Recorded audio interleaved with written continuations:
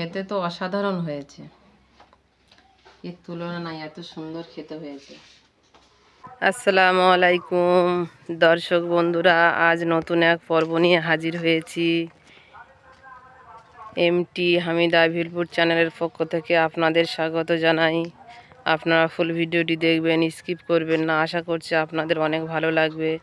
চ্যানেলে নতুন হয়ে থাকলে চ্যানেলটি সাবস্ক্রাইব করে রাখবেন, পাশে থাকা বেল বাটন অন করে রাখবেন পরবর্তী ভিডিওর নোটিফিকেশান পাওয়ার জন্য। লাইক দিয়ে আপনারা সম্পূর্ণ ভিডিওটি দেখবেন। আজকের কই মাছ আর কুলপো শাকের তরকারি রান্না হবে। বন্ধুরা, আজকে যে দুটো দিয়ে এই তরকারিটা রান্না হবে সেই দুটো কিন্তু মানুষের গায়ে রক্ত জন্মায় খেলে। তবে একবার হলেও এইভাবে এই কই মাছ দিয়ে কুলপো শাক রান্না করে খেয়ে দেখবেন, অনেক সুন্দর খেতে। কুলপো শাক তুলতে চলে এলাম।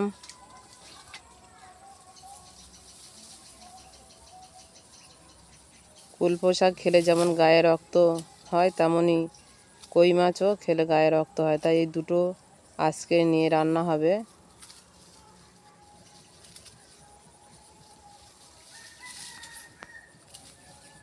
এটা কোনো সারের শাক নয়, এটা আমাদের এখানে থেকে নেওয়া হচ্ছে, মাঠের সাইডে হয়েছে।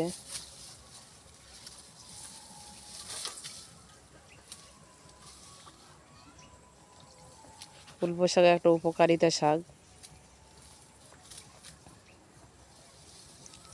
এটার এমনি থেকে এই শাক ছেঁচে রস বের করে খেলেও উপকার, রান্না করে খেলেও উপকার,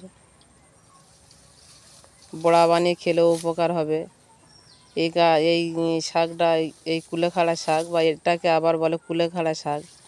তো এই কুলেখাড়া শাক সব কিছুতে মানে কি যে কোনো যা কিছু করে আপনারা খাবেন সেটাতে উপকার হবে। তা কুলেখাড়া শাক কাটা হয়ে গেছে।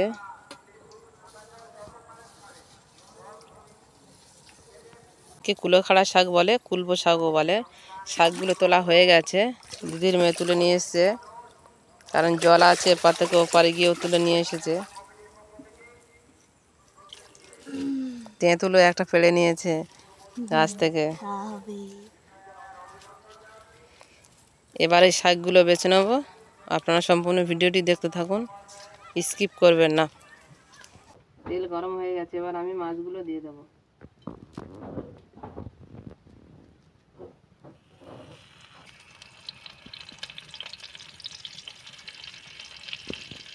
এখানে আমি 3টে মাছ নিয়েছি। মাছগুলো ভালো করে ভেজে নেব। এক পিঠ হয়ে গেছে, আর এক পিঠ আমি ভালো করে ভেজে নেব, এইভাবে উল্টে দিয়ে।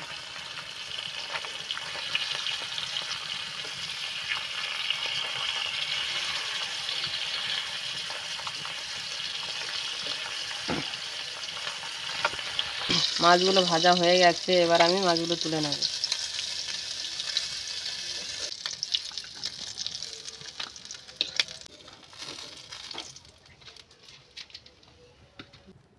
কড়া গরম হয়ে গেছে, এবার আমি তেল দিয়ে দেবো।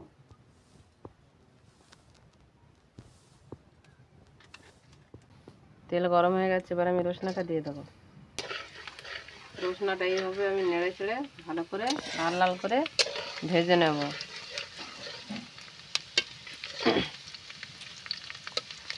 রসুন লাল লাল করে আমার ভেজে নেওয়া হয়ে গেছে, এবার আমি পেঁয়াজ দিয়ে দেবো।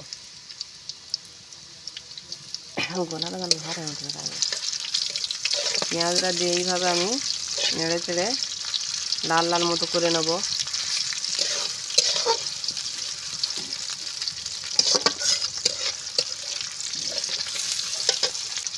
এবার আমি দিয়ে দেব লবণ, হলুদ, লঙ্কা,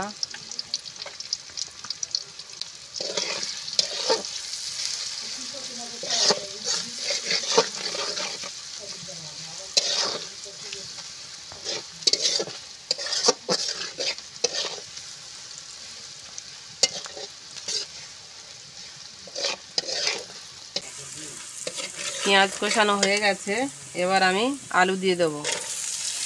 এখানে আমি আলুটা সরু সরু করে কেটে নিয়েছি, আপনারা পালে ডুমো ডুমো করে কেটে নিতে পারেন।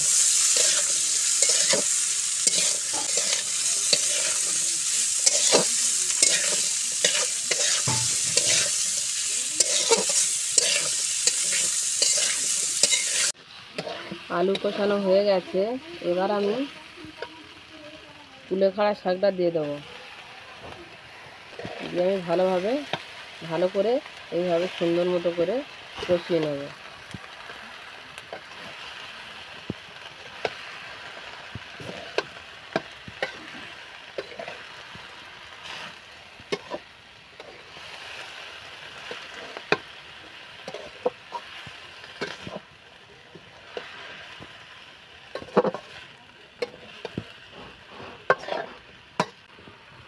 কষানোর জন্য এখানে আমি 1 বাটি জল দিয়ে দেবো, দিয়ে ঢাকনা ঢেকে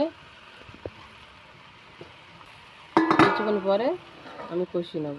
ঢাকনাটা খুলে নিয়ে এবার আমি ভালো করে কষিয়ে নেব।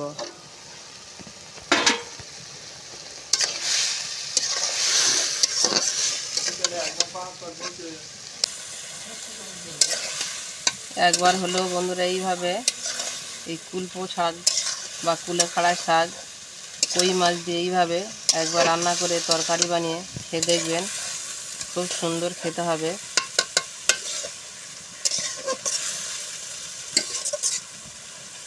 একবার যদি এইভাবে বানান, বারবার বানানোর ইচ্ছা হবে, খাওয়ারও স্বাদ জাগবে।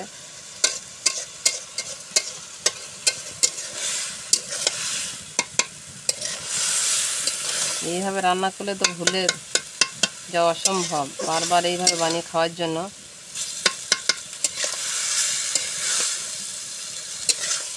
খুব মন চাইবে। তবে কুলেখাড়া শাক খেলে গায়ে রক্ত হয়, কই মাছ খেলেও গায়ে রক্ত হয়, তাই এই দুটোই আজকের একসঙ্গে রান্না হবে।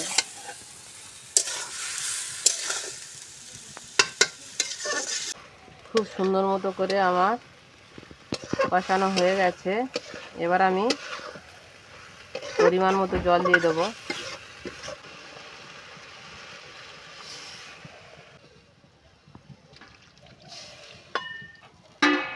এখানে আমি 2.5 বাটি জল দিয়েছি।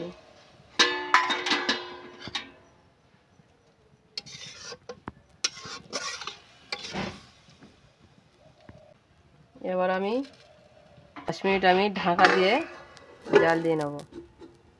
10 মিনিট হয়ে গেছে, এবার আমি ঢাকনা খুলে নিয়ে মাছগুলো দিয়ে দেব।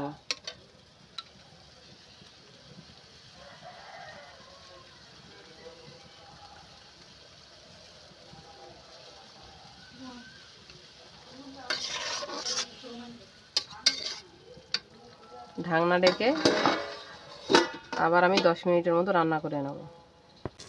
ঢাকনা খুলে এবার আমি জিরের গুঁড়োটা দিয়ে দেব।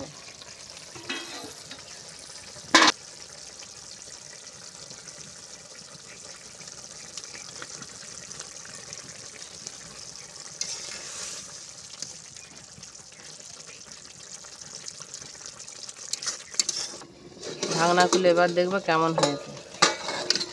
কুলপো শাকের তরকারি আমার হয়ে গেছে রেডি।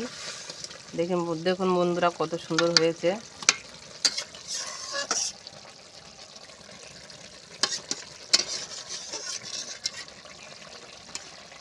এবার আমি নামিয়ে নেব। কুলেখাড়ার তরকারি রেডি হয়ে গেছে, এবার আমি তুলে নেব বাটিতে।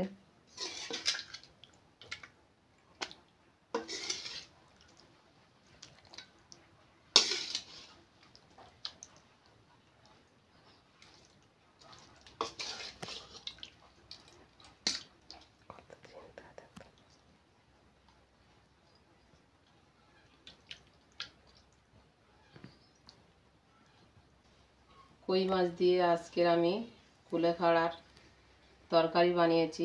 কত সুন্দর হয়েছে দেখুন বন্ধুরা, খেতেও খুব সুন্দর হয়েছে। এইভাবে একবার হলে আপনারা বানিয়ে খাবেন, আর আমার চ্যানেলে আপনারা চোখ রাখবেন নিত্য নতুন ভিডিও দেখার জন্য। ভালো থাকবেন, সুস্থ থাকবেন। আবার পরের ভিডিওতে দেখা হবে আপনাদের সাথে। টাটা। কত সুন্দর হয়েছে দেখুন বন্ধুরা, খেতে তো অসাধারণ হয়েছে, এর তুলনা নাই, এত সুন্দর খেতে হয়েছে।